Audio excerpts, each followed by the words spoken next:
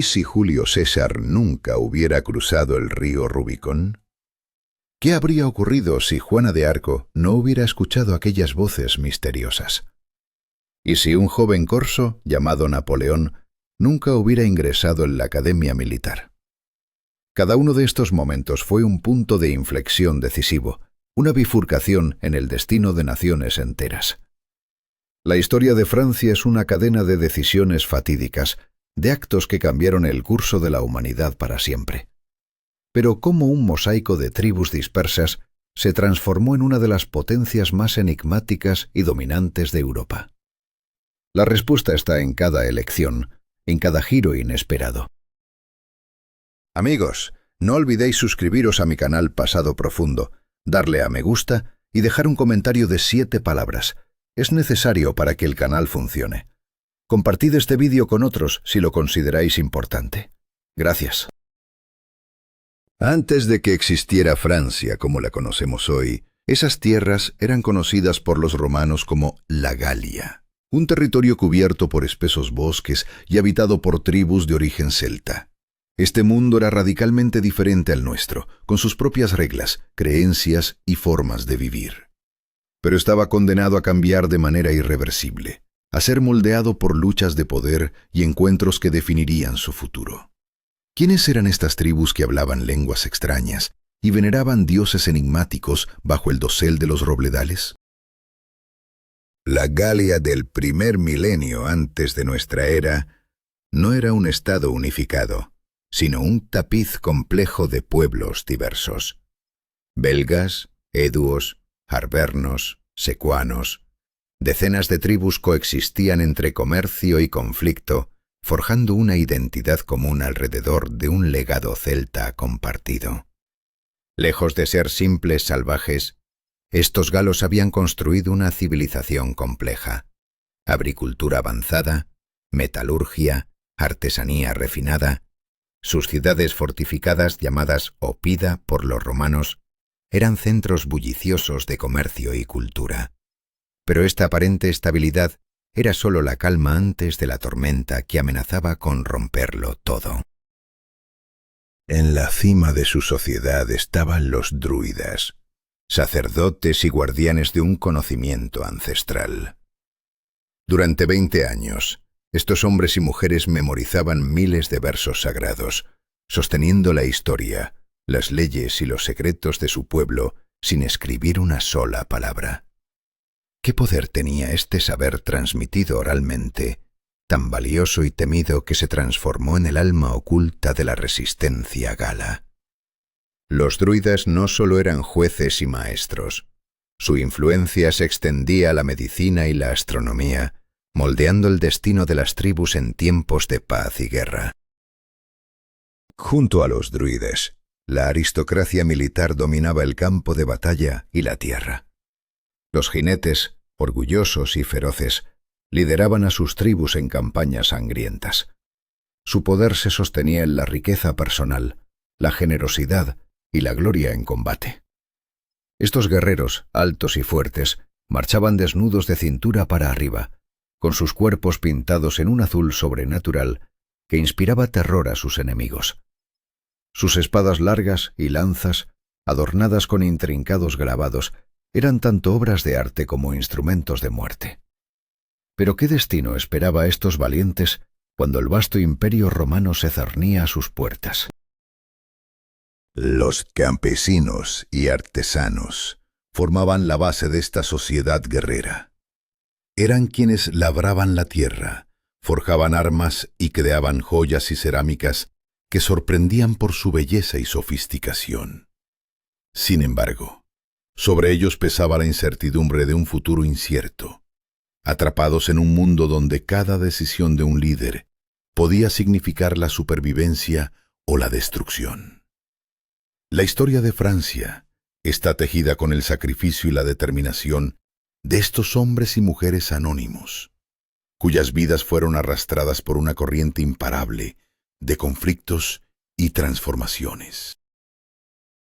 Cómo un pequeño reino en el corazón de Europa pudo convertirse en un epicentro de arte, cultura y ciencia. ¿Qué fuerzas ocultas permitieron que Francia ascendiera para dominar casi todo un continente, solo para perderlo todo en las heladas llanuras de Rusia? Esta no es una simple crónica de reyes e emperadores, sino la evolución de un tejido social en constante cambio.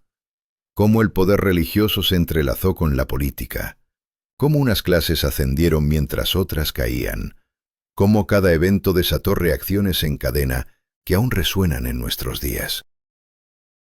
Antes de que Napoleón levantara su imperio, la historia de Francia fue una epopeya de guerras sangrientas, revoluciones, alianzas y traiciones.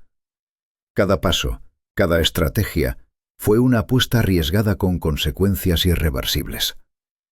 La nación que conocemos hoy es el legado de estas decisiones, victorias y derrotas, de una saga que aún palpita bajo la superficie de nuestro presente. La pregunta sigue resonando. ¿Qué harías tú si el destino de millones dependiera de un solo acto? Si quieres explorar más en profundidad estos momentos que definieron el curso de la historia, suscríbete a Pasado Profundo y acompáñanos en este viaje. La historia no está escrita en piedra, está viva, llena de misterios y decisiones que esperan ser reveladas. ¿Qué fuerza oculta permitió a los galos dominar la tierra y desafiar a Roma durante siglos? ¿Cómo una cultura sin textos escritos pudo dejar una huella tan indeleble en la historia? ¿Qué decisiones tomaron sus líderes que sellaron su destino frente a la implacable expansión romana? La historia de los galos es la historia de elecciones irrevocables y temores ancestrales que resonaron en cada rincón de la Galia. Los galos, maestros de la agricultura, revolucionaron la forma de trabajar la tierra en el norte de Europa con invenciones como el pesado arado capaz de quebrar los suelos más duros. Crearon máquinas para la siega y barriles perfectos para conservar su preciado vino.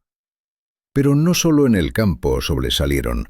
Su habilidad en la metalurgia era tan avanzada que los propios romanos adoptaron sus técnicas para fabricar cota de malla y cascos de guerra. ¿Cómo podía una tribu tan aparentemente dispersa alcanzar ese nivel tecnológico sin un solo texto que lo documentara? La religión gala era un pacto profundo con la naturaleza, un vínculo que marcaba cada aspecto de la vida y la muerte. Sus dioses personificaban los elementos y las fuerzas invisibles que dominaban el mundo. Teutates, dios de la guerra y la tribu.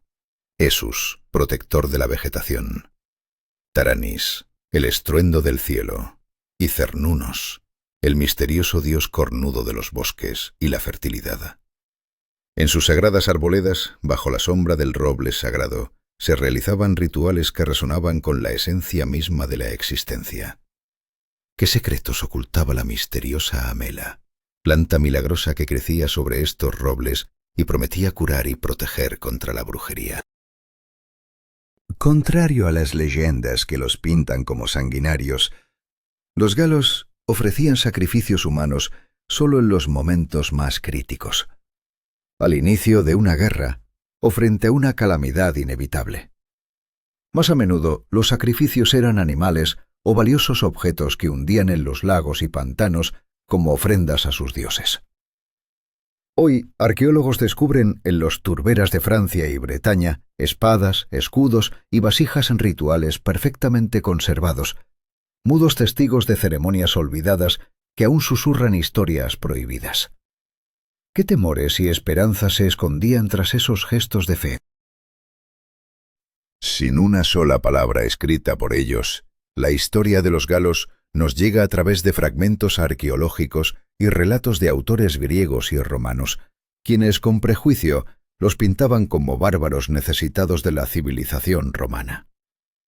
Pero la evidencia material habla con voz propia.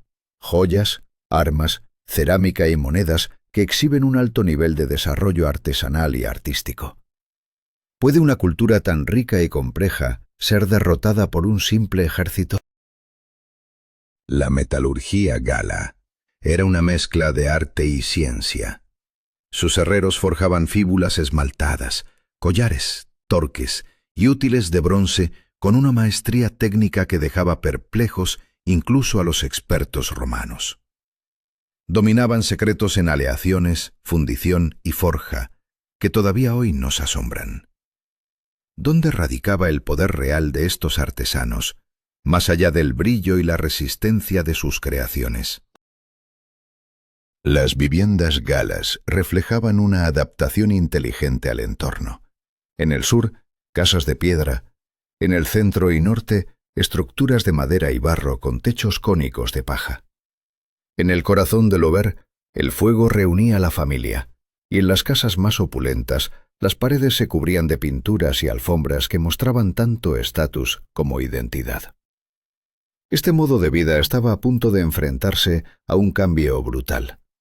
¿Podrían resistir su forma de vida a las fuerzas que se avecinaban?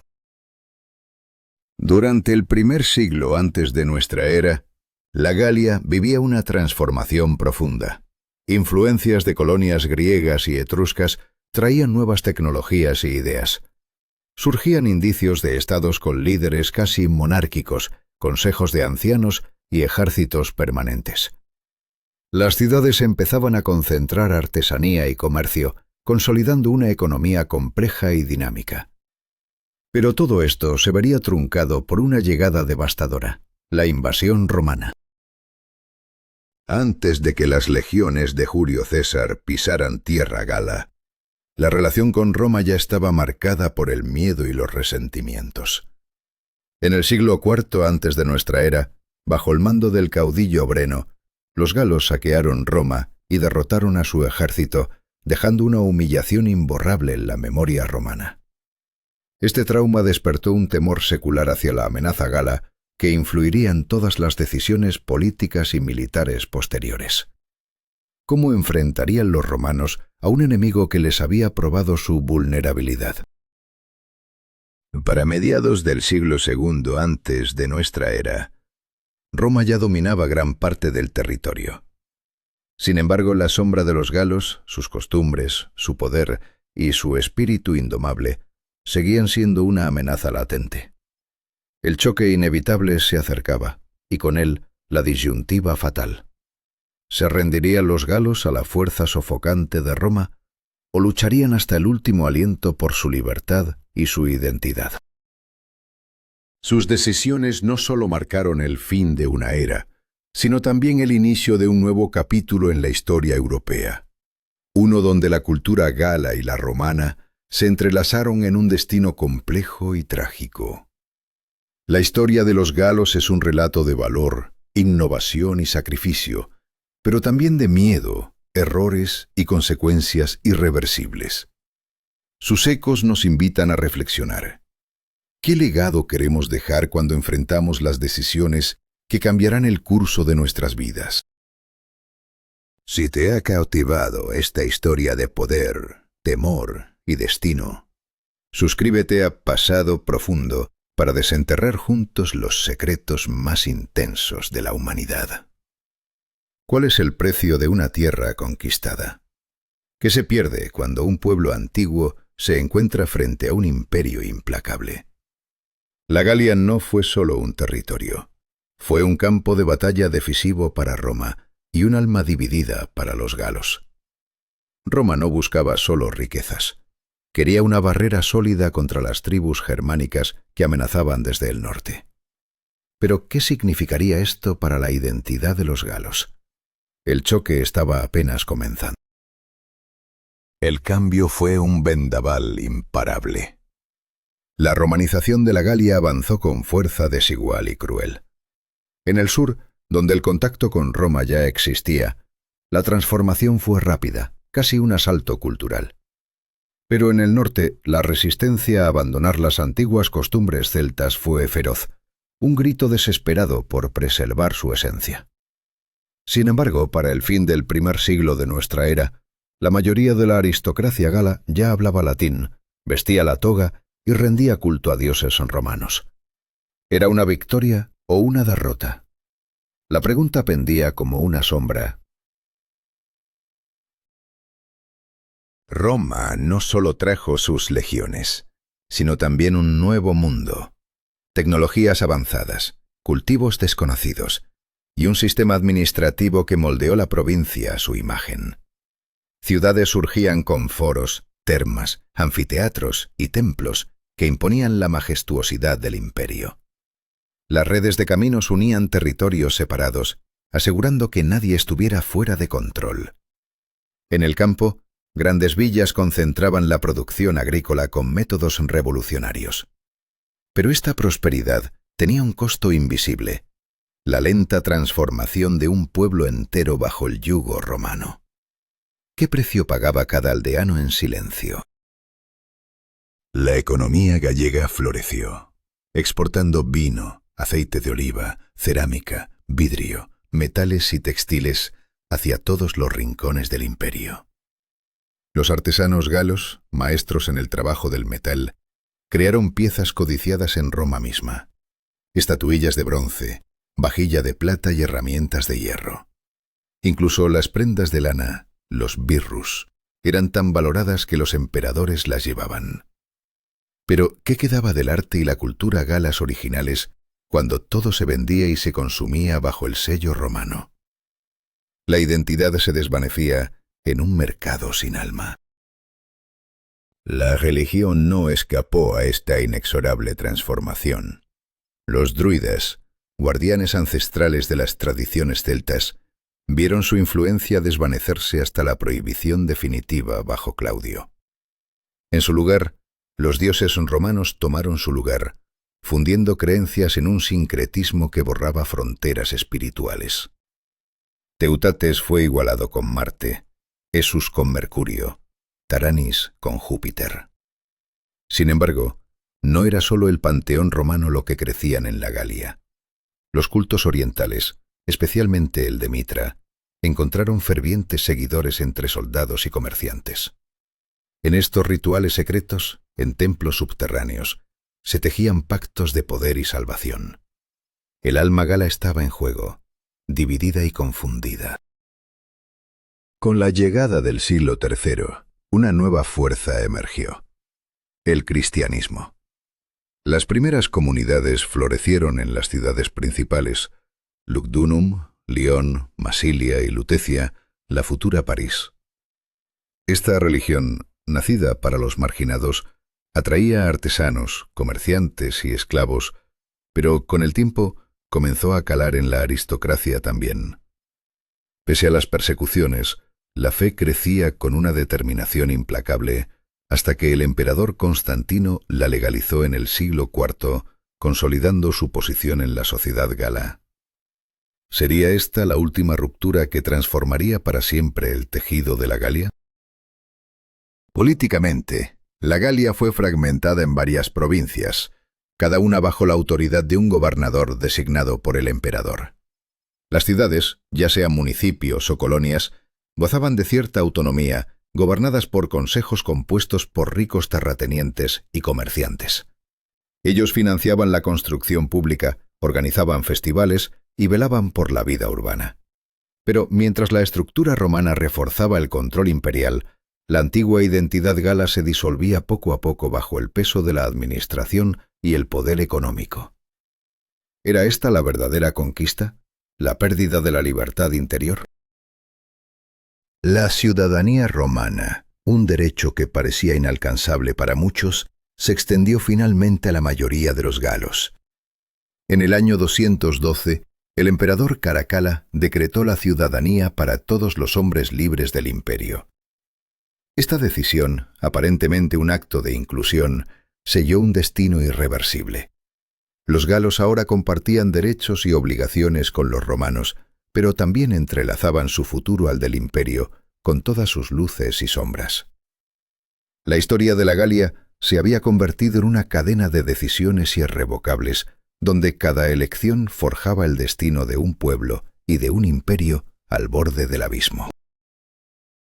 Así, la Galia dejó de ser un simple territorio conquistado para convertirse en un escenario de dramáticas transformaciones, donde la identidad, la fe y el poder se enfrentaron en una danza de decisiones fatales.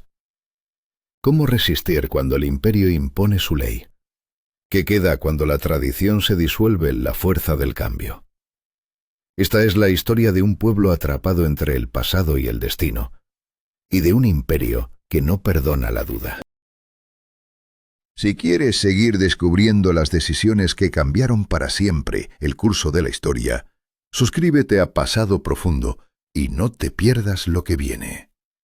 ¿Cómo pudo una provincia próspera como la Galia caer en la oscuridad? ¿Quién decidió su destino al borde del abismo?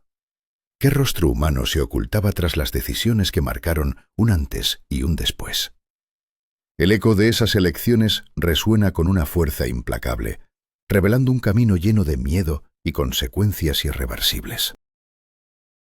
En un tiempo donde los galos podían alistarse en las legiones romanas, ocupar cargos públicos y gozar de la protección del derecho romano, algunos incluso alcanzaban las cimas del poder imperial. Antino o Pío, con raíces en la ciudad de Nemausus, la actual Nimes, fue un ejemplo vivo de esta integración. Pero ¿qué sucede cuando la estabilidad se quiebra y las sombras del caos comienzan a crecer? El siglo III trajo una crisis devastadora que atravesó el Imperio Romano como un vendaval implacable. Guerras civiles, ataques bárbaros, epidemias y una economía en ruinas sembraron el declive de las ciudades galas.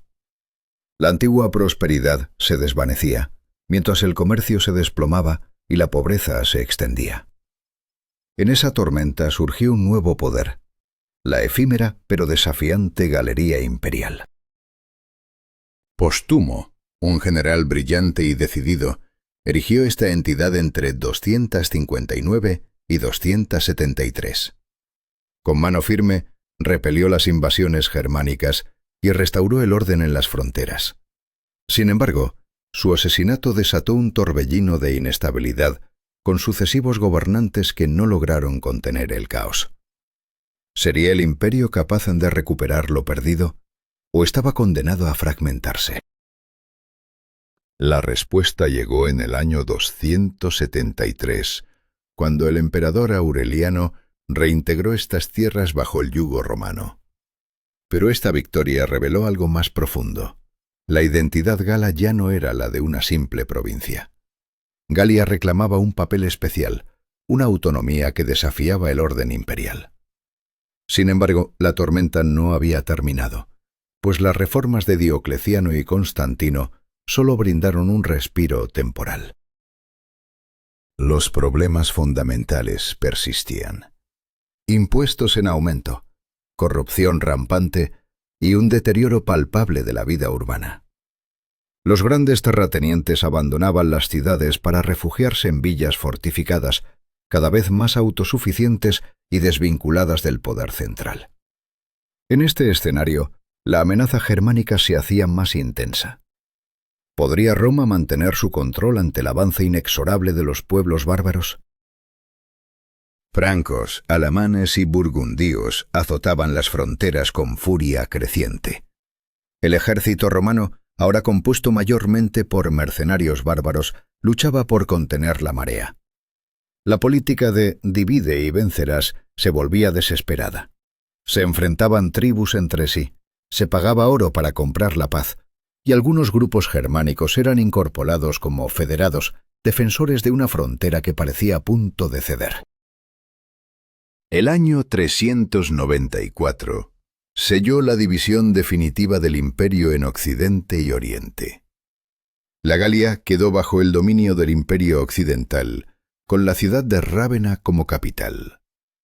Pero el poder real se trasladaba a manos de generales, muchos de ascendencia bárbara. Un nombre destaca: Estilichón, quien frenó al invasor Alarico y sus visigodos solo para ser acusado de traición y ejecutado, sumiendo a la región en un abismo aún más profundo. En el año 406, una oleada imparable de bárbaros, vándalos, suevos y alanos, rompió la frontera del Rin y se lanzó contra la Galia. Las ciudades fueron saqueadas, el campo devastado, y la administración romana colapsó. La primera ola fue solo el preludio. Visigodos ocuparon Aquitania, burgundios se asentaron en el valle del Ródano, y los francos expandían sus dominios en el norte galo-romano. La verdad era brutal. El legado romano empezaba a desvanecerse. Las últimas décadas del Imperio Occidental se convirtieron en un escenario de agonía y descomposición. Emperadores títeres se sucedían sin control, mientras los generales se enfrentaban en luchas intestinas. La Galia, otrora corazón palpitante del imperio, se había convertido en un territorio arrasado por guerras y saqueos, donde las ciudades eran meros bastiones defensivos en un mundo que se desmoronaba. El año 476 marcó el fin definitivo. Rómulo Augustulo fue depuesto y el Imperio Romano Occidental dejó de existir. Para entonces, la mayor parte de la Galia ya estaba bajo el control de reinos germánicos, aunque algunos aristócratas galorromanos mantenían nominalmente la lealtad al Imperio Oriental. Esta era la última página de un largo capítulo, el cierre de una era que había durado siglos. Entre esos momentos fatídicos, un golpe decisivo fue asestado cuando se derrotó al último gobernador romano de la Galia, Siagrio. Su territorio, entre los ríos Loira y Sena, fue tomado por fuerzas que simbolizaban el fin de la Roma clásica en esas tierras. Un destino trazado por decisiones humanas, miedos profundos y caminos sin retorno. Y así la historia de la Galia romana terminó, dando paso a un mundo nuevo, incierto y turbulento. Si este viaje por el pasado oscuro y vibrante de la Galia te ha atrapado, no olvides suscribirte a Pasado Profundo, porque solo comprendiendo el peso de las decisiones y sus consecuencias podemos entender el presente. La historia continúa y nosotros seremos testigos. ¿Puede un solo acto cambiar el curso de la historia? ¿Qué fuerza impulsa a un hombre a sellar su destino con una promesa hecha en medio del caos?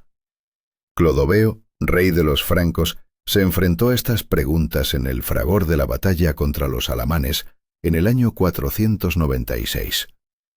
Cuando sus tropas comenzaron a ceder, en un instante de desesperación, alzó su voz hacia el dios de su esposa, Clotilde, cristiana ferviente. Este fue un momento decisivo, el preludio de un cambio irreversible que resonaría a través de los siglos. La batalla que parecía perdida se tornó en victoria milagrosa, un giro tan inesperado que la leyenda lo envuelve en un halo de misterio. Cumpliendo su promesa, Clodoveo se sometió al bautismo ortodoxo del símbolo de fe niceno, una elección radical que lo apartó del arrianismo predominante en otros reinos germánicos. Esta decisión no fue solo espiritual, sino una jugada política audaz que levanó la alianza de la aristocracia gallo-romana y el reconocimiento del Imperio Romano de Oriente. ¿Fue un acto de fe o una maniobra de poder? El bautismo en Reims, administrado por el obispo Remigio, estuvo marcado por un milagro. Un paloma descendió del cielo con un recipiente sagrado de óleo para ungir al rey. Este símbolo, la santa ampolla, se convertiría en la reliquia sagrada en las coronaciones francesas durante siglos. Pero detrás de esta ceremonia mística se escondía una apuesta temeraria. Clodoveo reclamaba no solo la protección divina, sino también la legitimidad para erigirse como heredero del poder romano en Galia. El emperador Anastasio de Oriente le otorgó el título de cónsul, integrando formalmente el reino franco dentro del sistema romano. Esta alianza fortaleció su posición ante una aristocracia urbana que veía en Clodoveo un baluarte contra los pueblos germánicos menos cristianizados. Sin embargo, este poder recién adquirido sería puesto a prueba en los próximos años, en los que el rey expandiría sus dominios con velocidad. En el año 507, en la batalla de Bouillé, Clodoveo destruyó a los visigodos arrebatándoles Aquitania y empujándolos hacia España. Su reino crecía, casi abarrotando toda la Galia, salvo el reino borgoñón y la Provenza, bajo dominio ostrogodo. Pero esta expansión territorial, lejos de consolidar su poder, sembraba las semillas de futuros conflictos y divisiones que pondrían en jaque su legado. Más allá de la guerra, Clodoveo dejó un legado fundamental: la creación de la ley sálica, un código jurídico en latín que regulaba la vida franca con un sistema de compensaciones monetarias por delitos, conocido como Wehrgeld. Esta primitiva pero crucial codificación sentó las bases para la organización social y legal del reino, marcando un hito en la transición del mundo romano al germánico. Pero la muerte de Clodoveo en el año 511 desató el caos. El reino se dividió entre sus 4 hijos, siguiendo la costumbre franca. Lo que parecía una promesa de continuidad se transformó en fractura y disputas internas, una fractura que abriría las puertas a la fragilidad política y a la amenaza externa. La unidad conquistada con sangre y fe pendía de un hilo. Los hijos de Clodoveo continuaron la expansión, conquistando Borgoña y Provenza, y lanzando campañas contra visigodos y turingios. Pero cada victoria traía consigo luchas internas, guerras intestinas que debilitaban al reino frente a enemigos implacables. La tensión entre la unidad y la división se convirtió en el pulso vital de la Francia merovingia. En medio de esta turbulencia se gestaba una transformación cultural. La fusión entre francos y gallo-romanos dio origen a una sociedad en evolución. El latín seguía vivo en la iglesia y la administración, pero en las calles nacían dialectos que con el tiempo formarían el francés y otras lenguas romances. Esta amalgama fue más que un cambio lingüístico, fue el nacimiento de una nueva identidad, frágil y poderosa al mismo tiempo.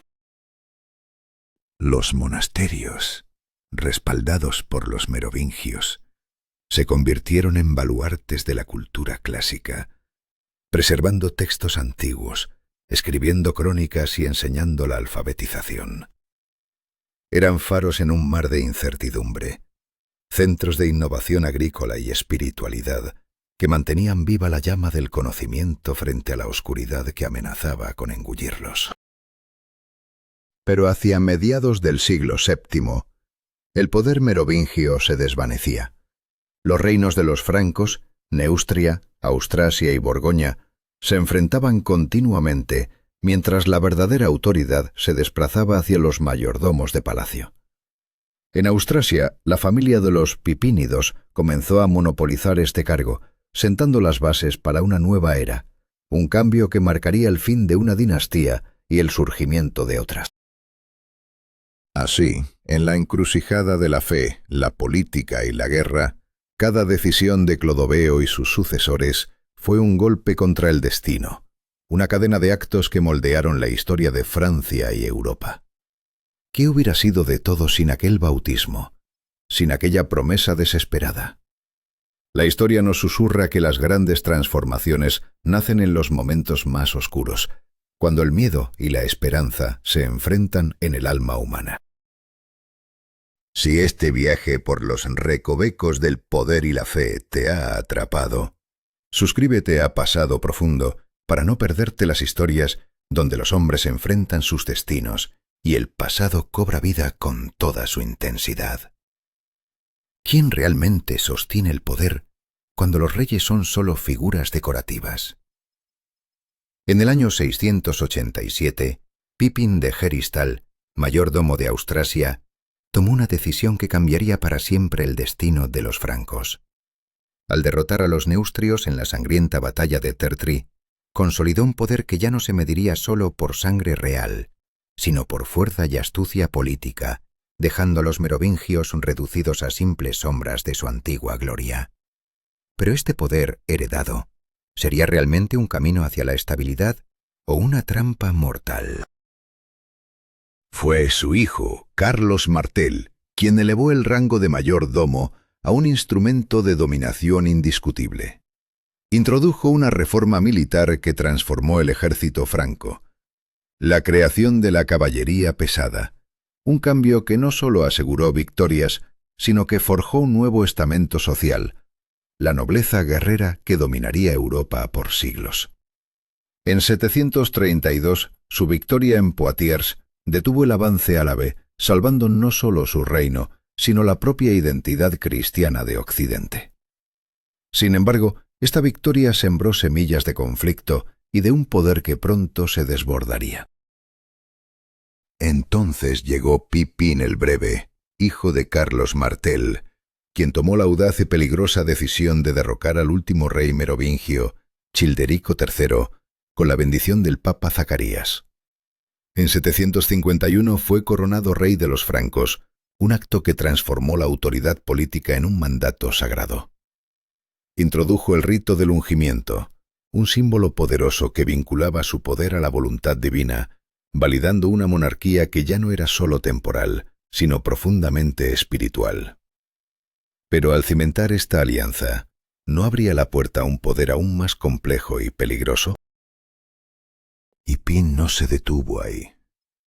Conquistó Septimania, arrebatando el último refugio de los visigodos en la Galia, y sometió a Aquitania, que ansiaba su independencia. Su intervención en Italia, defendiendo al papado contra los lombardos, creó la llamada Donación de Pipino, un acto sin precedentes que estableció el dominio terrenal de los papas y aseguró a los carolingios un apoyo inquebrantable desde Roma. Pero en esta fusión de poder temporal y espiritual, ¿qué precio pagaría la estabilidad futura? A la muerte de Pipín en 768, el reino fue dividido entre sus hijos, Carlos y Carlomán, una división que amenazaba con fracturar el poder carolingio. Sin embargo, la muerte prematura de Carlomán en 771 dejó todo el control en manos de Carlos, conocido para la historia como Carlomagno. Así, el destino del vasto imperio franco quedó en sus manos, una sola figura enfrentándose al desafío titánico de unir tierras dispares bajo un mismo cetro. ¿Podría mantener la unidad o sucumbiría a la fragilidad del poder? Carlomagno, un líder implacable y visionario, emprendió la conquista de pueblos rebeldes y tierras lejanas. Subyugó a los sajones en el norte, sometió a los bávaros y ávaros al este, y derrotó a los lombardos en Italia. Pero sus campañas contra los musulmanes en España fueron un desafío que no pudo superar completamente.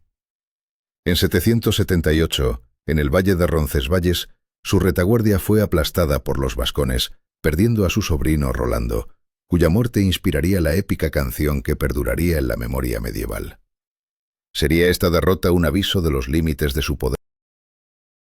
Al final de su reinado, Carlomagno gobernaba un territorio vastísimo, que abarcaba lo que hoy son Francia, Alemania, el norte de Italia, los Países Bajos, Bélgica, Suiza, Austria y parte de España. El mayor dominio en Europa occidental desde la caída del Imperio Romano. Para gestionar esta colosal herencia, instauró un sistema de condados con condes que ejercían autoridad judicial, administrativa y militar en nombre del rey. Sin embargo, esta estructura, aunque poderosa, no garantizaba la paz, sino que presagiaba futuras disputas por el control y la lealtad. Tras la muerte de Carlomagno, el imperio fue dividido en el Tratado de Verdún entre sus nietos. Luis el Germánico al este, Lotario I con el Reino Medio y Carlos el Calvo al oeste. Esta división reflejaba profundas diferencias culturales y lingüísticas que jamás se reconciliarían plenamente. El Reino Medio, desde los Países Bajos hasta Italia, fue el más frágil y se convirtió en el campo de batalla de disputas entre lo que serían Francia y Alemania por siglos. ¿Era este el fin inevitable de una unión que parecía invencible, o solo el comienzo de una nueva era de conflictos? ¿No es acaso la historia de los carolingios una crónica de decisiones irrevocables, de alianzas sagradas y de poder que siempre lleva consigo la sombra de la destrucción? ¿Quién puede realmente dominar el destino cuando el miedo y la ambición guían cada paso? La epopeya de estos reyes y mayordomos nos recuerda que cada elección, por más grandiosa que parezca, arrastra consigo consecuencias que ni el tiempo puede borrar. Si esta travesía por las intrigas y conquistas del imperio carolingio te ha capturado, No olvides suscribirte a Pasado Profundo para descubrir más relatos donde el poder y el destino chocan en la historia. ¿Qué sucede cuando un imperio se desgarra por dentro, mientras sus enemigos acechan desde afuera? ¿Cómo decide un rey cuando su poder se desvanece ante la amenaza constante? En la Francia del siglo IX, esas preguntas no eran meras dudas, sino asuntos de vida o muerte. La dinastía carolingia, otrora poderosa, se desmoronaba lentamente. En el oeste las lenguas romances emergían de la antigua lengua latina, mientras que en el este los dialectos germánicos moldeaban una identidad distinta. Dos mundos, divididos no solo por idioma, sino por ley, cultura y destino. Los ataques feroces de normandos, magiares y sarracenos golpeaban sin cesar, dejando al reino sin defensa efectiva. El rey apenas podía sostener el centro, mientras que en el terreno un nuevo poder empezaba a tomar forma. Los condes y duques fortificaban sus tierras, construyendo castillos y reuniendo a sus caballeros. Se gestaba un sistema que siglos después se llamaría feudalismo, un entramado de lealtades personales, servicios a cambio de protección y campesinos atados a la tierra. Pero esta estructura, nacida de la necesidad, dividía el poder y sembraba las semillas del caos. Para el final del siglo IX, el poder de los carolingios era apenas nominal. Familias poderosas dominaban amplios territorios: duques de Francia, condes de Vermandois, duques de Borgoña, condes de Flandes. Su constante lucha por el territorio y la influencia desangraba la estabilidad política y económica del reino. Y entonces, la amenaza más cruel azotó: los normandos.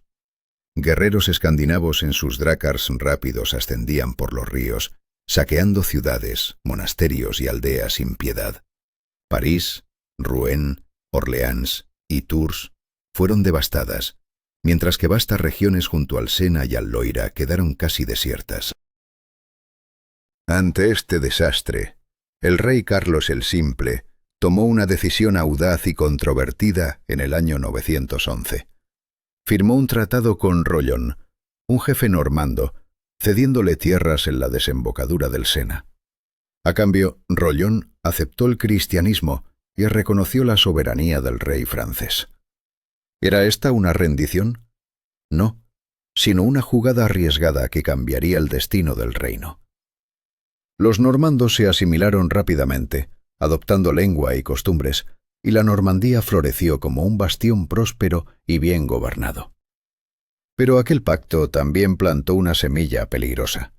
Sus descendientes jugarían un papel que a veces sería destructor, como en la invasión de Inglaterra en 1066 por Guillermo el Conquistador. Mientras tanto, en la sombra de la decadencia, el último carolingio, Luis el Ciego, murió y el poder cambió de manos. En 1987, la Asamblea de los Grandes Feudales eligió a Hugo Capeto, duque de Francia y conde de París, como rey. Su dominio era pequeño, apenas alrededor de París y Orleans, mientras la mayoría de las tierras seguían bajo el control de poderosos señores feudales, quienes de hecho gobernaban como reyes independientes. Duques de Normandía, condes de Flandes y duques de Aquitania tenían leyes propias, acuñaban moneda y dirigían su política exterior, aunque formalmente eran vasallos. Pero Hugo Capeto poseía algo que sus rivales no: el título real, una legitimidad sagrada que, aunque su poder real era débil, lo consagraba como ungido por Dios, juez supremo y protector de la Iglesia. Este título era la última llama de unidad, la única esperanza para frenar la fragmentación y los intereses particulares. Los primeros capetos fueron astutos.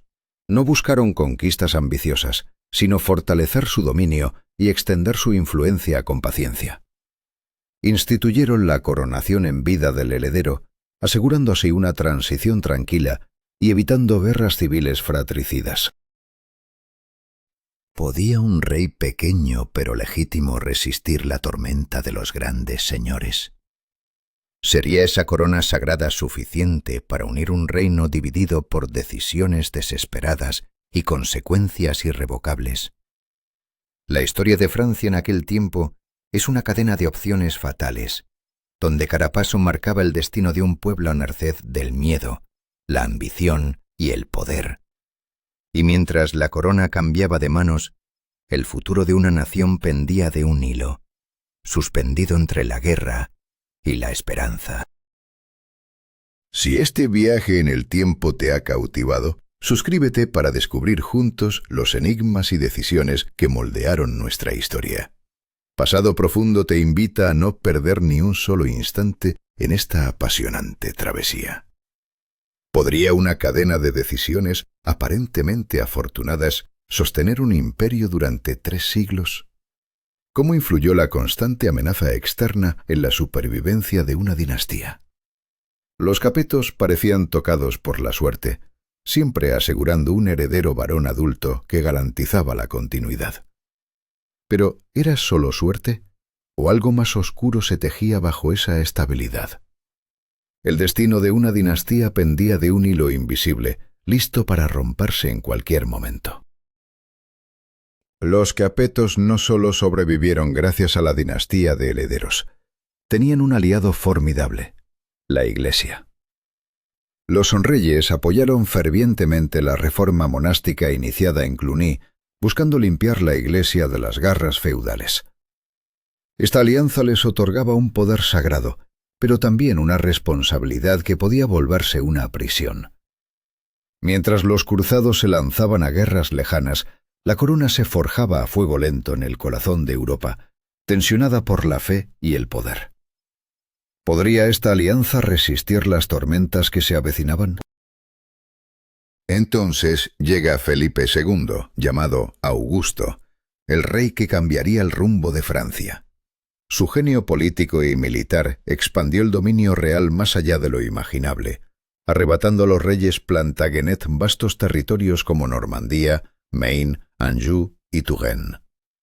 Tras la batalla decisiva de Bouvines, Felipe se alzó como el monarca más poderoso de la Europa occidental. Pero el poder nunca se otorga sin un precio. Cada victoria sembraba nuevas semillas de conflicto, y el trono comenzaba a estremecerse bajo un peso creciente. Felipe II no solo conquistó tierras, también reformó la administración con la creación de los valias, oficiales reales con poderes judiciales y fiscales, fortaleciendo el control de la corona. París se blindó con murallas y el imponente Louvre, símbolo del poder creciente. Los ingresos reales crecieron y con ellos la capacidad de mantener un ejército permanente. Pero detrás de ese esplendor, el peligro acechaba. ¿Qué pasaría cuando el poder concentrado chocara con las ambiciones personales y las traiciones internas? El breve reinado de Luis VIII continuó la lucha contra los ingleses, conquistando casi toda Aquitania. Sin embargo, su muerte prematura en 1226 dejó el reino en manos de Blanca de Castilla, regente durante la minoría de edad de su hijo Luis IX. Este joven príncipe, destinado a la santidad, enfrentaría una carga inmensa: sostener una Francia en auge pero plagada de tensiones internas y desafíos externos. ¿Podría un solo hombre llevar sobre sus hombros el destino de toda una nación? El reinado de Luis IX fue la cúspide del poder medieval francés. Bajo su mando, el país floreció en economía y cultura, y la arquitectura gótica alcanzó su apogeo con majestuosas catedrales en París, Reims, Chartres y Amiens. Sin embargo, su fervor religioso le llevó a imponer reformas legales profundas, prohibiendo las guerras privadas y combatiendo la corrupción con los enquêteurs reales. Su imagen de rey justo y piadoso reverberaba más allá de Francia, pero ¿cuánto de ese ideal escondía las grietas de un reino a punto de estallar? Luis IX encabezó 2 cruzadas que marcaron su reinado. La Séptima Cruzada en Egipto, un desastre donde fue capturado y liberado solo tras un enorme rescate, y la última expedición a Túnez, donde la enfermedad terminó con su vida en 1270. Su muerte dejó una Francia poderosa pero vulnerable. La fe y el poder que lo habían sostenido también alimentaban tensiones y escándalos que amenazaban con desgarrar la corte. ¿Sería posible que la gloria de un rey se convirtiera en la ruina de su linaje? Los escándalos no tardaron en estallar. Las 3 nueras de Felipe el Hermoso fueron acusadas de adulterio en un suceso que conmocionó a la corte. El caso de la Torre de Nesle. La sombra de la traición se cernía sobre la dinastía. Tras la muerte de Felipe el Hermoso, sus hijos Luis X, Felipe V y Carlos IV ocuparon el trono, pero ninguno dejó un heredero varón. La línea directa de los Capeto se desvanecía lentamente, mientras el trono se tambaleaba peligrosamente. Cuando en 1328 murió el último hermano, la dinastía Capeto se extinguió en su línea directa. La corona pasó a otro linaje, pero ¿qué precio había pagado Francia por esas decisiones, esas alianzas, esas batallas? Cada movimiento, cada elección, había tejido un destino irreversible. La historia no perdona a los que dudan ni a los que se atreven demasiado. ¿Qué nuevas tormentas se avecinaban tras la caída de una dinastía que parecía eterna? Si esta historia de poder, fe y traición te ha atrapado, no te pierdas nuestros próximos episodios en Pasado Profundo. Suscríbete y acompáñanos a descubrir cómo las decisiones más humanas cambiaron el curso de la historia para siempre. ¿Quién realmente tenía derecho al trono de Francia? ¿Cómo un cambio en la herencia dinástica desató un conflicto que marcaría a Europa por más de un siglo? Cuando el primo lejano Felipe VI, de la rama Valois, ascendió al trono, desencadenó una cadena imparable de eventos que pondrían en jaque la estabilidad de 2 grandes naciones. Eduardo de Cerdo de Inglaterra, nieto de Felipe el Hermoso por línea materna, creía firmemente que le correspondía la corona francesa. Sus reivindicaciones, junto con las disputas sangrientas por Guayana y la región de Flandes, encendieron la mecha de la Guerra de los 100 años, un conflicto brutal que se extendería desde 1337 hasta 1453. Pero ¿cómo sobrevivirían Francia y sus gentes a semejante tormenta? Los arqueros ingleses, armados con sus temibles arcos largos, destrozaron la noble caballería francesa en las sangrientas batallas de Crécy en 1346 y Poitiers en 1356. Allí, el rey Juan II el Bueno fue capturado, humillando a Francia y sembrando el caos. El Tratado de Bretigny, en 1360, cedió vastos territorios y exigió un rescate exorbitante. Pero, ¿qué precio pagaría el pueblo por estos errores de la corona? La derrota hundió a Francia en una crisis profunda. Los impuestos se dispararon y la desesperación tomó las calles parisinas. El levantamiento urbano liderado por Etienne Marcel y el violento movimiento campesino de los Jacqueries sacudieron los cimientos sociales solo para ser cruelmente aplastados por la nobleza. Mientras tanto, la peste negra diezmaba a la población, dejando un país al borde del abismo. ¿Podría alguna vez recuperarse esta nación herida? La luz comenzó a filtrarse en la oscuridad bajo el reinado de Carlos V el Sabio, desde 1364 hasta 1380. Su mano firme reorganizó el ejército, reforzó las finanzas y restauró el orden. Con Bertrand du Guesclin al mando, Francia adoptó una guerra de guerrillas estratégica, evitando enfrentamientos directos y recuperando lentamente su territorio. Sin embargo, la sombra del futuro seguía acechando.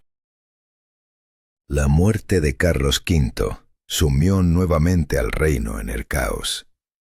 Su hijo, Carlos VI, sufrió episodios de locura que desencadenaron una lucha despiadada entre facciones rivales. Los Armagnacs, seguidores del duque de Orleans, y los burgundios, partidarios del duque de Borgoña. Esta división interna paralizó al país justo cuando el rey inglés, Enrique V, reanudó la ofensiva. ¿Cómo podría Francia resistir siendo destruida desde dentro? En 1415, la batalla de Agincourt marcó otro desastre para Francia. Su ejército fue aplastado por las fuerzas inglesas. El Tratado de Troyes en 1420 despojó al hijo de Carlos VI, el futuro Carlos VII, de su derecho al trono, reconociendo a Enrique V como heredero tras su matrimonio con Catalina, princesa francesa. La corona parecía escrita en la sangre y la traición. ¿Era este el fin de la dinastía Valois? A la muerte de Carlos VI, en 1422, el norte de Francia, incluido París, aceptó como rey al niño inglés Enrique VI. Mientras tanto, el sur permaneció fiel al delfín Carlos, quien se refugió en Bourges y fue coronado en el remoto castillo de Meun-sur-Yèvre, ganando el apodo de el rey de Bourges. Francia estaba dividida, fragmentada por la guerra y la desesperanza. ¿Quién osaría cambiar el destino? Y entonces, en 1429, apareció en Chinon una joven campesina de Domremy, Juana de Arco. Afirmaba tener una misión divina: liberar Francia y llevar al delfín al trono. Tras rigurosas pruebas religiosas, Carlos le confió el mando de las tropas que acudían en socorro del asediado Orleans. La llegada de Juana fue un torbellino que cambió por completo el curso de la guerra. Pero, ¿sería suficiente su fe para salvar a un reino al borde del abismo? Bajo su liderazgo, el ejército francés levantó el sitio de Orleans y obtuvo una serie de victorias decisivas contra los ingleses. Juana acompañó a Carlos hasta Reims, donde fue coronado siguiendo la antigua tradición. Este renacimiento de esperanza revitalizó la moral de Francia y legitimó la dinastía Valois frente a un enemigo implacable. Sin embargo, la sombra de la tragedia ya se cernía sobre la doncella de Orleans. En 1430, el destino le jugaría una cruel pasada. La joven que había encendido la llama de la resistencia fue capturada, y su futuro se oscureció en un juicio que sería recordado como uno de los episodios más sombríos y dramáticos de la historia francesa. Pero esa es otra historia que revelará hasta dónde puede llegar la fe y el sacrificio cuando todo parece perdido.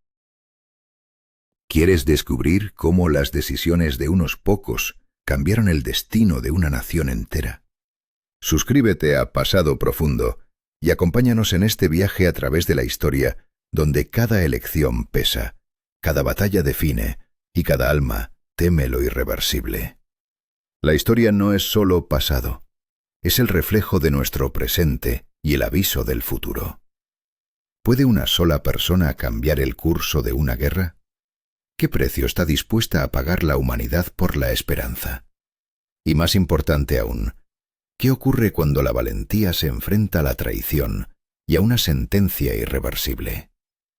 Juana de Arco fue capturada cerca de Compiègne por los borgoñones, aliados de los ingleses, y vendida a sus enemigos. Su destino estaba sellado, pero su historia apenas comenzaba. El juicio en Rouen no fue solo un proceso, fue un espectáculo macabro de poder y miedo. Acusada de herejía y brujería, Juana enfrentó sus últimos días con una firmeza que desafió a sus verdugos. El 30 de mayo del año 1431 fue quemada en la hoguera, pero su sacrificio encendió la llama de la resistencia nacional. ¿Podía la nación francesa sobrevivir sin su símbolo? La guerra continuó, implacable, por 2 décadas más, pero el viento comenzó a cambiar. En 1435, Felipe el Bueno, duque de Borgoña, selló un pacto con Carlos VII, debilitando significativamente a los ingleses. La batalla por París culminó en 1436 con la recuperación de la ciudad por los franceses. Carlos VII no solo ganó territorios, transformó radicalmente su ejército.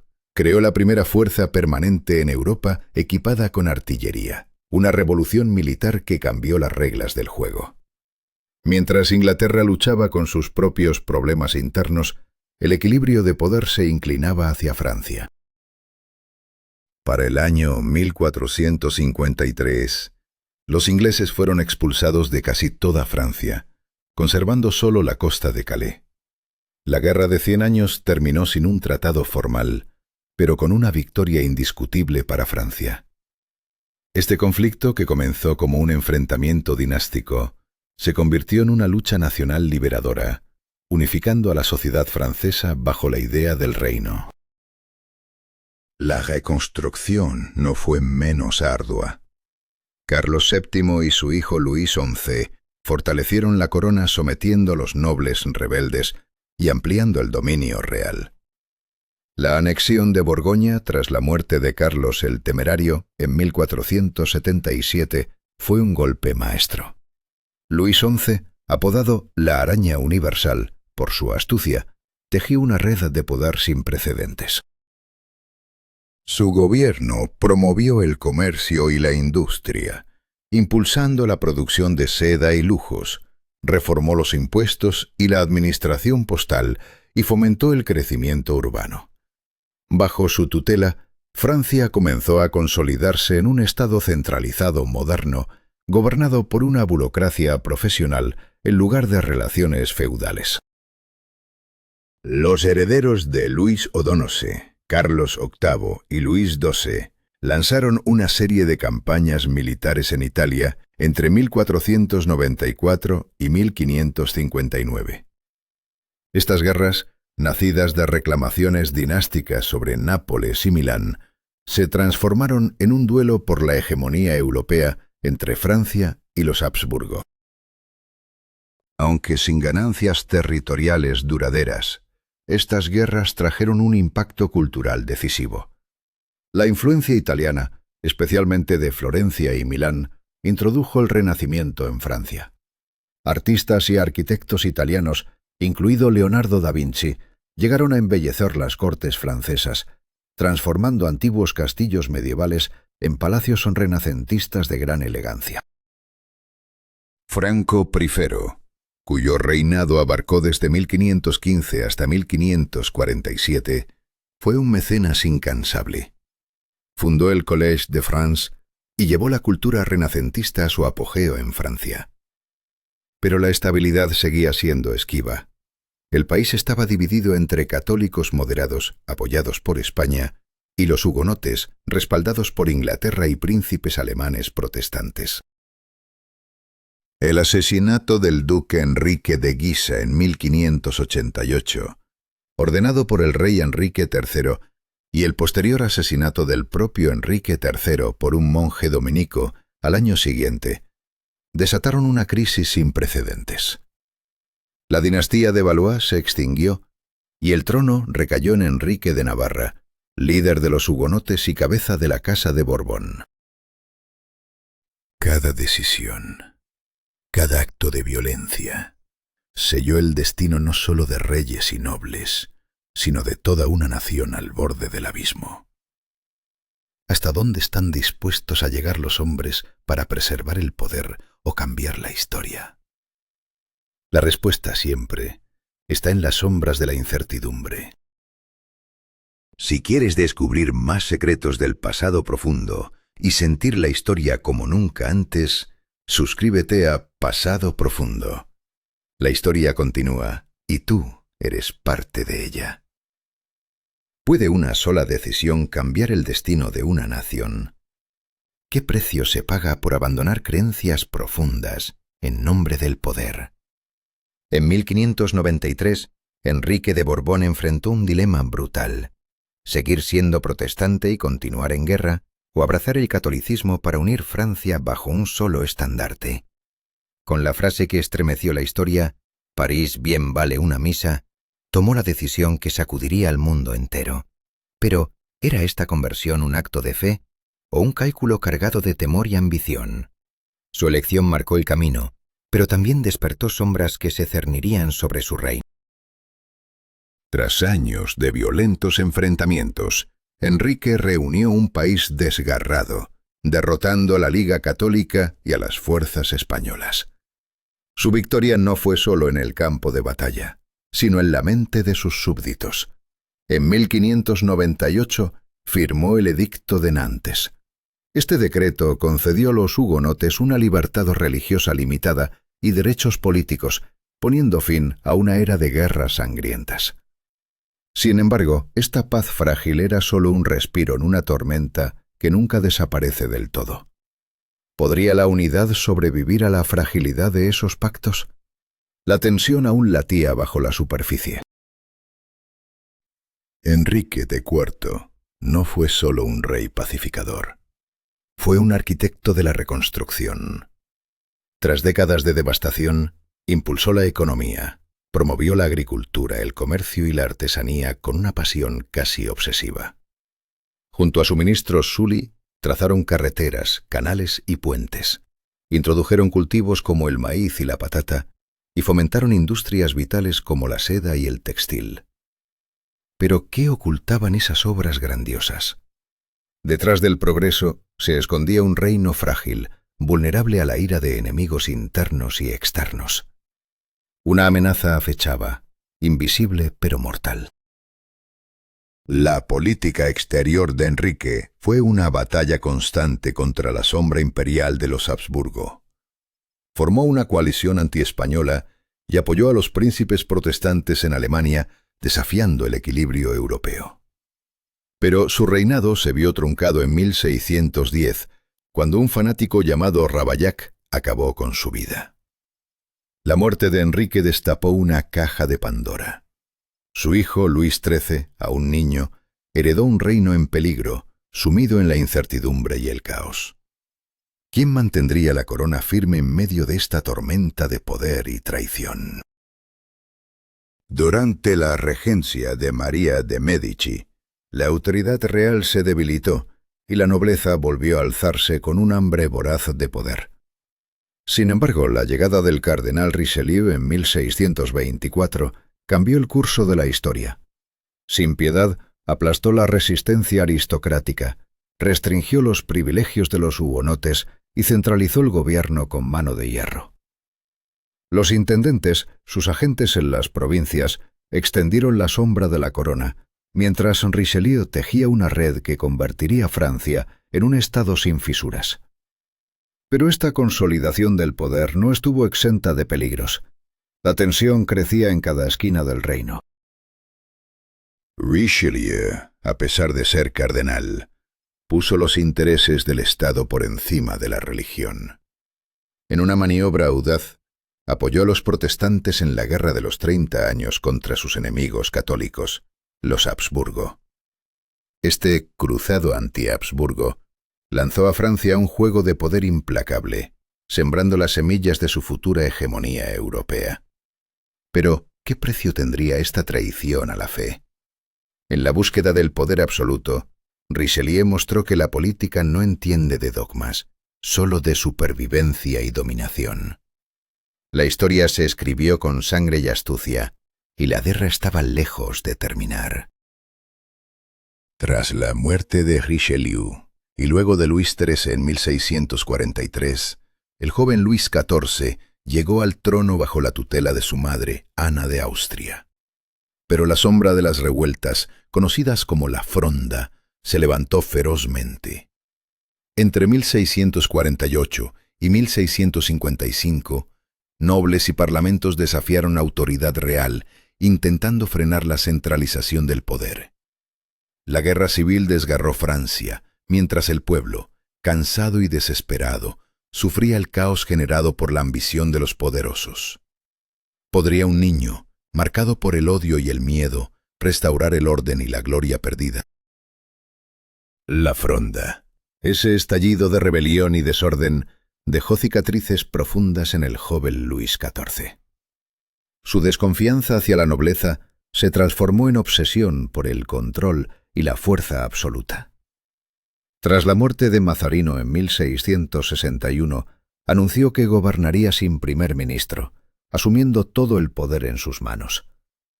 Así comenzó la era del absolutismo francés clásico, una etapa que marcaría para siempre el rostro de Europa. Pero ¿qué consecuencias tendría un poder tan concentrado? La historia nos muestra que la búsqueda de la omnipotencia siempre acarrea sombras peligrosas. Luis XIV, conocido como el Rey Sol, reinó por más de 70 años, un reinado que sería el apogeo de la monarquía francesa. Transformó Versalles de un simple pabellón de caza en un palacio majestuoso, símbolo de su poder incuestionable. Cada rincón, cada sala, cada jardín representaba la concentración absoluta del poder en sus manos. Pero ese esplendor ocultaba un reino tensionado por las contradicciones internas, por una nobleza resentida y por enemigos que acechaban en cada frontera. La historia se desenvuelve en un escenario donde cada decisión tiene un peso irreversible y donde el poder absoluto es tanto una corona como una prisión. ¿Comprendes ahora cómo las decisiones tomadas bajo miedo, ambición y cálculo moldearon Francia? Enrique IV, Richelieu y Luis XIV no solo gobernaron, construyeron imperios sobre elecciones que encendieron pasiones, traiciones y guerras. Sus acciones tejieron un destino inevitable, una cadena de consecuencias que marcaron no solo a su país, sino al mundo entero. La historia no perdona, y cada paso hacia el poder absoluto puede ser también un paso hacia la destrucción. ¿Qué elegirá Francia en las próximas encrucijadas? Solo el tiempo lo dirá. Si te ha fascinado este viaje por los recovecos de la historia francesa, suscríbete a Pasado Profundo. Aquí desentrañamos las decisiones que cambiaron el mundo con la intensidad que merecen. No te pierdas lo que está por venir. ¿Cómo puede un solo hombre controlar el destino de toda una nación? ¿Hasta dónde llegan los límites del poder absoluto? Luis XIV, el Rey Sol, enfrentó estas preguntas con decisiones que marcaron para siempre la historia de Francia y Europa. Su corte palaciega, un escenario de intrigas y ceremonias, no solo era un símbolo de esplendor, sino una trampa diseñada para mantener a la nobleza bajo su sombra.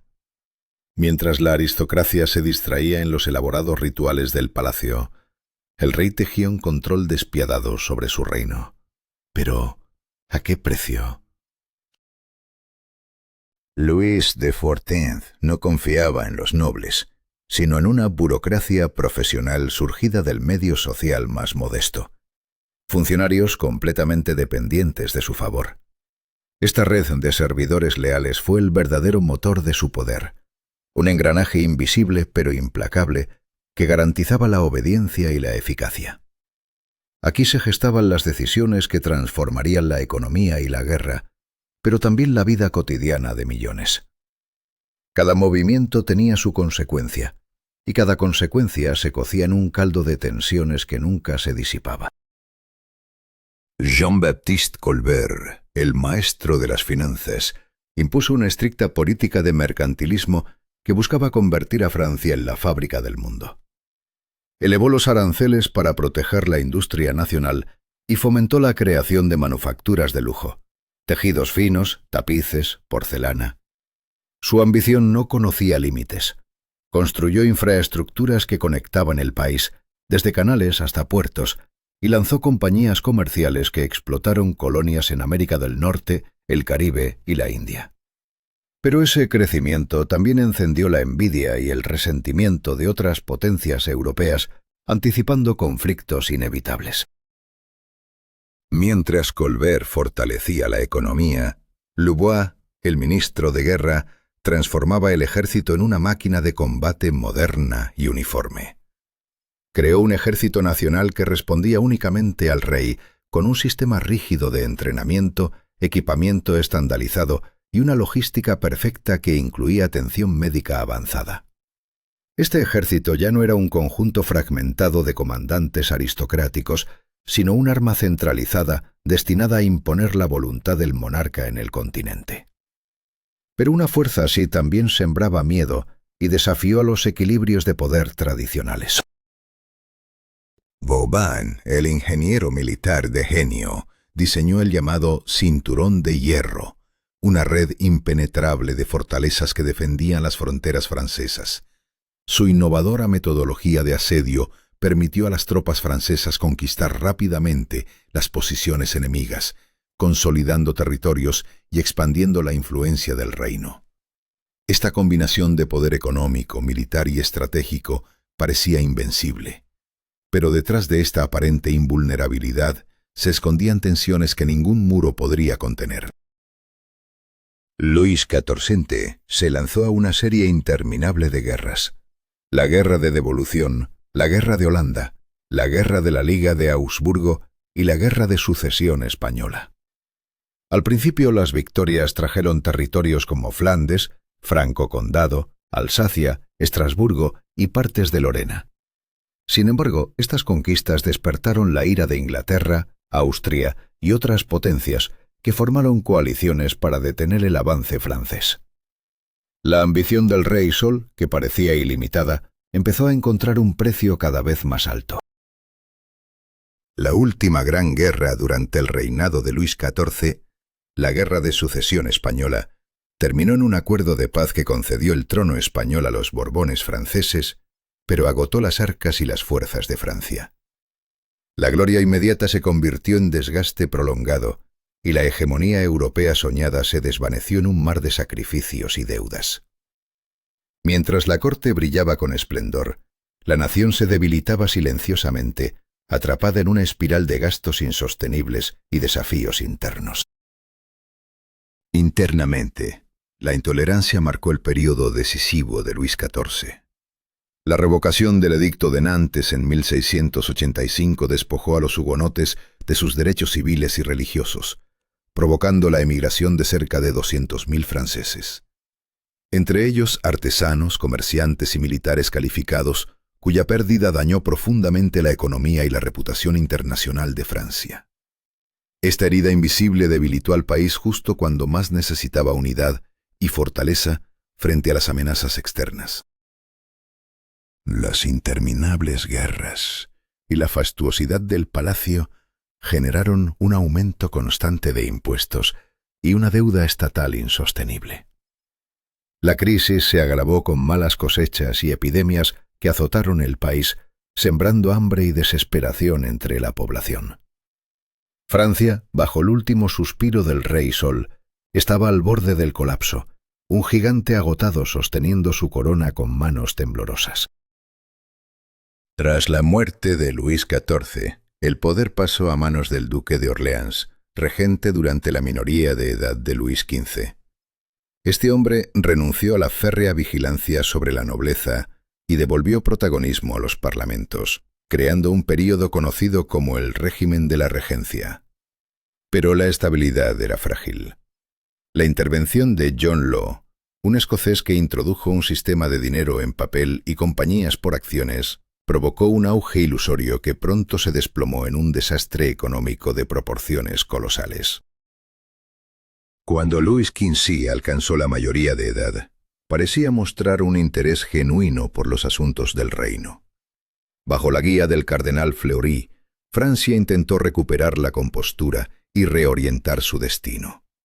Sin embargo, las sombras de las decisiones pasadas, de errores y sacrificios, seguían acechando, recordando que detrás de cada triunfo se escondía la posibilidad de una caída inevitable.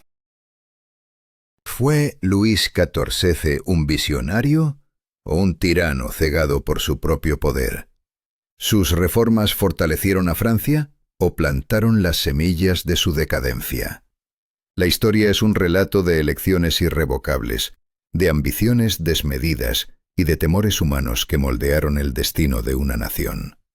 Ahora, mientras contemplamos aquel pasado turbulento, solo queda preguntarnos, ¿qué lecciones ocultas guarda para el presente?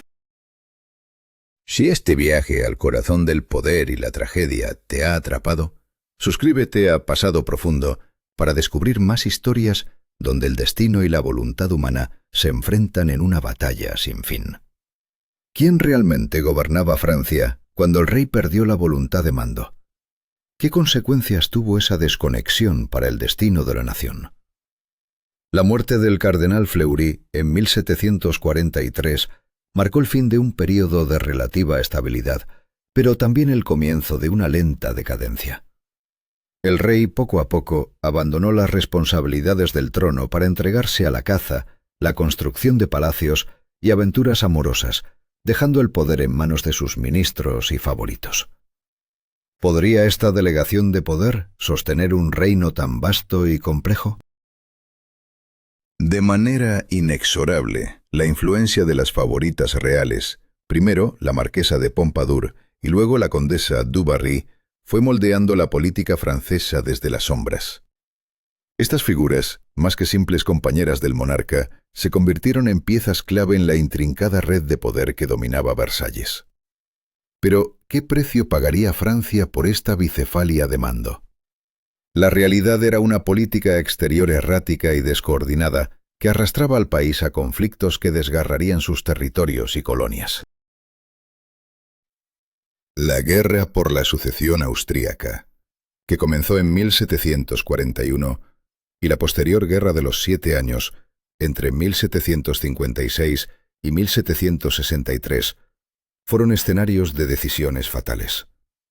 Francia apenas ganó tierras en Europa y perdió la mayor parte de sus colonias en América del Norte y la India ante Gran Bretaña.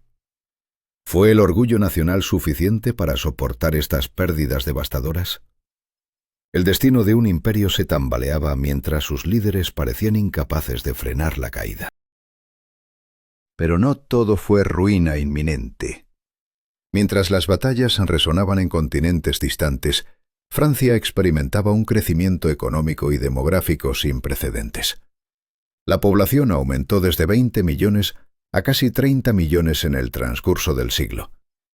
Nuevos cultivos y métodos agrícolas revolucionaron el campo y el comercio exterior floreció, especialmente con las colonias caribeñas que exportaban azúcar, café e índigo. Sin embargo, ¿podrían estos avances sostener una nación que luchaba por mantenerse unida? El progreso material contrastaba con una tormenta intelectual que se gestaba en los salones parisinos. Los filósofos de la Ilustración, como Voltaire, Montesquieu, Diderot y Rousseau, cuestionaban con dureza las bases del poder absoluto, la Iglesia y las desigualdades sociales. Su voz era un eco que desafiaba a la monarquía y clamaba por la razón, la libertad y la justicia. ¿Era esta una simple crítica o el preludio de una revolución inevitable? El proyecto monumental de la Enciclopedia, dirigido por Diderot y d'Alembert, buscaba reunir todo el conocimiento humano bajo la luz de la razón, poniendo en jaque las creencias tradicionales. Este trabajo titánico reunió a los más brillantes pensadores, diseminando nuevas ideas que viajaban en libros, revistas y cartas, pero también en las tertulias de las aristócratas y burguesas que abrían sus salones a la discusión. Allí, en esos espacios íntimos, se gestaba lo que el sociólogo Jürgen Habermas llamaría la esfera pública, un escenario de debate libre que desafiaba el orden establecido. Mientras las palabras de los ilustrados cruzaban las paredes de los salones, el arte vivía una transformación profunda. El rococó, con su frivolidad, sensualidad y colores suaves, reflejaba la decadencia de una aristocracia entregada a placeres efímeros. Obras de Antoine Watteau, François Boucher y Jean-Honoré Fragonard celebraban ese mundo superficial, ajeno a las sombras que se acercaban. ¿Era posible ignorar el vacío que crecía bajo tanta belleza? Pero la segunda mitad del siglo despertó una nueva solemnidad, inspirada en el redescubrimiento de la antigüedad, impulsada por hallazgos arqueológicos en Pompeya y Herculano. El neoclasicismo, con su rigor y moralidad, encarnaba la aspiración a virtudes republicanas y patriotismo cívico. Artistas como Jacques-Louis David y arquitectos como Claude Nicolas Ledoux y Jacques Germain Soufflot crearon piezas que resonarían en la revolución venidera. ¿Serían estas formas artísticas un reflejo del cambio profundo que se avecinaba? Este fue un siglo de decisiones que marcaron el destino de Francia y del mundo. Un rey que cedió su poder, ministros y favoritos que lo usurparon, guerras que desangraron imperios, el florecimiento económico y cultural y una ilustración que desafiaba todos los dogmas. Cada elección, cada acto, llevó a la nación a un punto sin retorno, donde el miedo, la esperanza y la ira se entrelazaban en un destino irreversible. ¿Estás listo para descubrir cómo estas fuerzas se desencadenaron en la revolución que cambiaría el mundo? Suscríbete a Pasado Profundo y acompáñanos en esta travesía por las decisiones que definieron una era y que aún resuenan en nuestro presente. ¿Puede un joven rey, lleno de buenas intenciones, cambiar el destino de una nación atrapada en la agonía financiera? ¿Qué sucede cuando la debilidad en el poder choca con la furia de un pueblo? En 1774, con la muerte de Luis XV, su nieto Luis XVI asciende al trono de Francia, un joven monarca lleno de dudas y vacilaciones. Su anhelo por reformar el reino lo lleva a convocar a mentes ilustradas como Turgot, Malesherbes y Necker, pero sus esfuerzos chocan contra un muro impenetrable, la resistencia feroz de las clases privilegiadas. ¿Podrán estas reformas sobrevivir al peso de la tradición? La crisis financiera de Francia no solo es un problema de números, es un abismo del que parece imposible escapar. El gasto descontrolado y la implicación en la Guerra de Independencia americana, aunque un golpe simbólico a Inglaterra, deja al país con una deuda abrumadora. Los préstamos y nuevos impuestos solo profundizan la herida, ahogando a la nación en una espiral de desesperación. ¿Qué camino queda cuando el dinero se acaba y la deuda se vuelve una prisión? Ante este caos, Luis XVI toma una decisión que cambiará para siempre la historia. Convoca a los Estados Generales, una asamblea que no se reunía desde 1614. Lo que parecía una medida temporal para salvar las finanzas se convierte en la chispa que enciende una revolución. ¿Cómo un llamado desesperado por soluciones puede desatar una tormenta imparable? El enfrentamiento se vuelve inevitable cuando el tercer estado, que representa a más del 95% de la población, exige un voto individual por diputado, desafiando el sistema de voto por estamento que favorece a los privilegiados. La negativa del rey y la nobleza a aceptar estas demandas provoca una ruptura definitiva. En una habitación destinada para el juego de pelota, el 20 de junio de 1789, los diputados del tercer estado juran no disolverse hasta lograr una constitución. ¿Qué tan profundo puede llegar la traición dentro de un palacio? La tensión se desborda y las calles de París hierven en indignación. Cuando Luis XVI intenta disolver la asamblea, el pueblo responde con furia contenida. El 14 de julio, la toma de la Bastilla se convierte en el símbolo de una revolución que ya no se puede detener. No es solo una fortaleza, es la manifestación tangible de un pueblo armado y dispuesto a defender su derecho a un nuevo orden. ¿Será este el amanecer de una nación o el preludio de un caos sin retorno?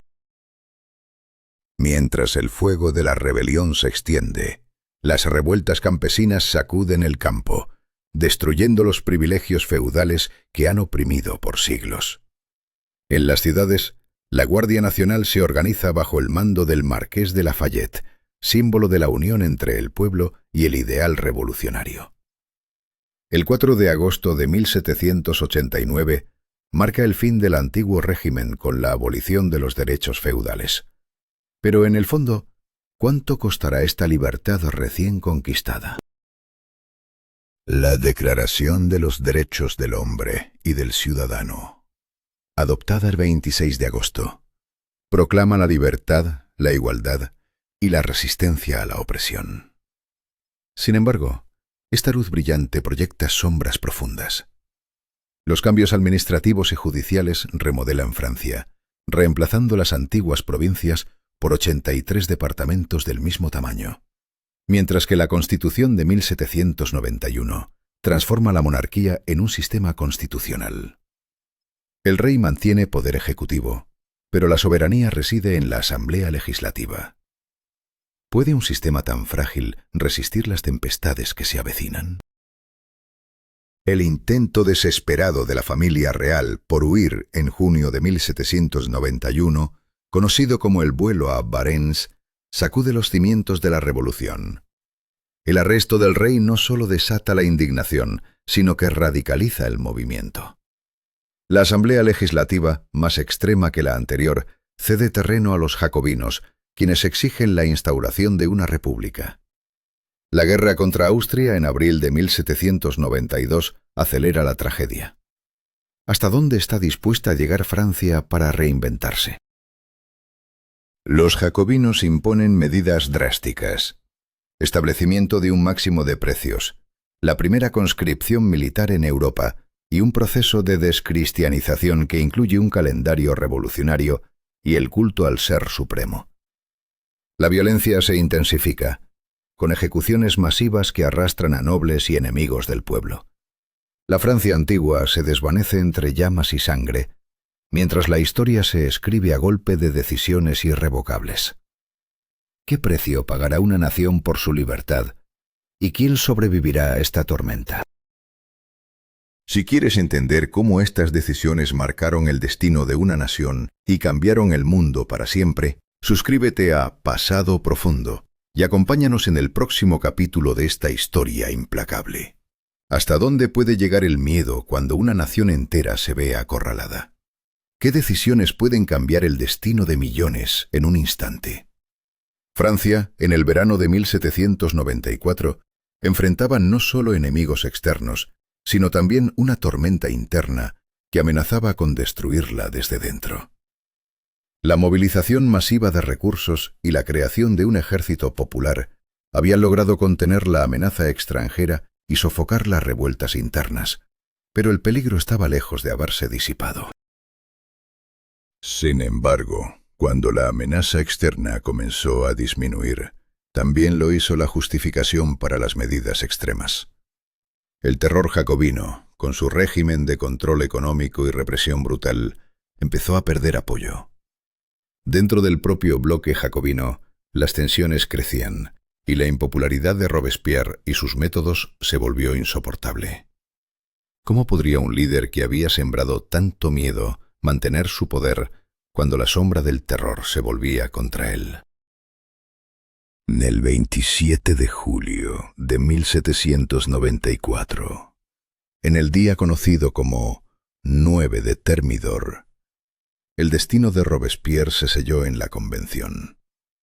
Un golpe de Estado silencioso, cargado de traiciones y miedos, llevó a su arresto. Al día siguiente, su cabeza rodó en la guillotina, marcando el fin de una era de terror y el inicio de un nuevo capítulo. Pero, ¿sería realmente el fin del caos? El régimen termidoriano, que emergió tras la caída de Robespierre, rechazó las políticas de terror y el control económico estricto. Se instauró una nueva constitución en 1795 que estableció un sistema de gobierno basado en un censo de propiedad, dividiendo el poder legislativo entre el Consejo de los 500 y el Consejo de Ancianos, mientras que el Ejecutivo quedó en manos de una directoría compuesta por 5 miembros. Pero esta aparente moderación no trajo estabilidad, sino una lucha constante por el poder. Entre los roces de los realistas que buscaban restaurar la monarquía y los neojacobinos que ansiaban un retorno a la radicalidad revolucionaria, la directoría se encontró atrapada en un torbellino de corrupción, inestabilidad política y crisis económica. La violencia se convirtió en un recurso habitual para mantener el control, y la sombra de la guerra interna nunca desapareció. ¿Quién podría sostener el poder en un país desgarrado por sus propios fantasmas? En medio de este caos surgió una figura imponente, Napoleón Bonaparte, un joven general corso cuyo talento militar brillaba con fuerza inusitada. Sus victorias en la campaña italiana de 1796 y 1797, y luego en la expedición a Egipto, no solo consolidaron su reputación, sino que comenzaron a cambiar el equilibrio del poder en Francia. La ambición y el genio militar de Bonaparte se convirtieron en la última esperanza para un país al borde del abismo. Pero estas victorias también presagiaban un cambio irreversible. La creciente influencia del ejército y de sus líderes, especialmente de Napoleón, anunciaba el fin de la Directoria y el inicio de una nueva era. ¿Sería la brillantez de un solo hombre la salvación de Francia o el preludio de una nueva tiranía? Las decisiones tomadas en estos años marcaron para siempre el destino de una nación y el curso de la historia mundial. Suscríbete a Pasado Profundo para seguir explorando las decisiones que moldearon el mundo y no perder detalle de cómo el miedo y la ambición pueden cambiarlo todo. ¿Qué significa realmente perderlo todo? ¿Cómo una sola batalla puede cambiar el destino de un imperio? En octubre de 1813, en la llanura de Leipzig, Napoleón vivió su derrota más amarga. 4 días de combate encarnizado, y la coalición enemiga le infligió un golpe que parecía irreversible. Apenas meses después, al comenzar 1814, los ejércitos aliados cruzaron la frontera francesa con determinación implacable. Napoleón, con una fuerza reducida y muy superioridad enemiga en contra, desplegó maniobras magistrales que dejaron sin aliento a sus enemigos. Pero pese a su genio, no pudo detener la marea que avanzaba implacable hacia París, la corona de su imperio. El 31 de marzo, la capital cayó. París se rindió sin más resistencia, y apenas unos días después, el 6 de abril, Napoleón tomó una decisión definitiva: abdicar el trono. ¿Qué puede llevar a un hombre que conquistó Europa a renunciar a todo? El destino lo llevó a la isla de Elba, un exilio que parecía una sombra de su gloria pasada. Retuvo el título de emperador, aunque solo de un diminuto territorio frente a Italia. Mientras tanto, en Francia, los Borbones regresaron al poder con Luis XVIII, hermano del rey decapitado. Luis de Giochivo prometió una monarquía constitucional, con libertades civiles y la conservación de muchos cambios revolucionarios. Pero el pueblo estaba dividido. Muchos, especialmente los veteranos de las guerras napoleónicas y nuevos propietarios de tierras confiscadas, no aceptaban este regreso al pasado. La tensión crecía bajo la apariencia de paz. En febrero de 1815, Napoleón escapó de Elba. Su llegada al sur de Francia fue un inesperado estallido de esperanza para sus seguidores y un presagio de caos para la restauración borbónica. Lo que parecía una marcha triunfal comenzó a desmoronar al régimen. Las tropas enviadas para detenerlo no lucharon. En cambio, se unieron a él. El 20 de marzo, Napoleón entró en París y Luis XVIII huyó hacia Bélgica, dejando un vacío que nadie podía ignorar. Comenzó el período denominado los 100 días. Napoleón intentó mostrarse como un gobernante más liberal, aprobando reformas que ampliaban la representación política. Pero la comunidad internacional, reunida en el Congreso de Viena, rechazó reconocer su regreso y decidió actuar con contundencia. La batalla decisiva se libró el 18 de junio de 1815 en Waterloo. Las fuerzas anglo-holandesas comandadas por Wellington y el ejército prusiano de Blücher aplastaron la última esperanza de Napoleón.